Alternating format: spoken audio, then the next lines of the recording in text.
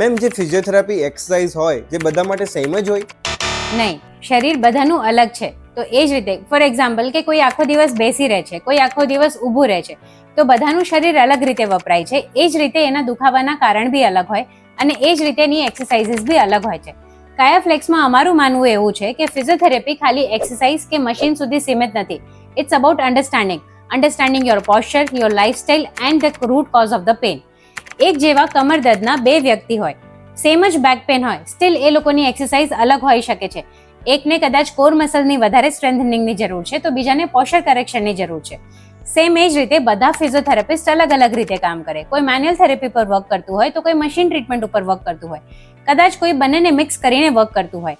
કાયાફ્લેક્સમાં અમારો અપ્રોચ છે 3 પિલર્સ ઉપર. ફર્સ્ટ છે પ્રોપર એસેસમેન્ટ, બીજું છે હેન્ડ્સ ઓન થેરેપી અને ત્રીજું છે પેશન્ટ એજ્યુકેશન. બિકોઝ ઇમ્પોર્ટન્ટ એ નથી કે તમે કેટલી એક્સરસાઇઝ કરો છો, ઇમ્પોર્ટન્ટ એ છે કે તમે કઈ એક્સરસાઇઝ કેટલી સારી રીતે કરો છો. ડીએમ કરો અમને જો તમારે બી પર્સનલાઇઝ ફિઝિયોથેરાપી સેશન્સ લેવા હોય.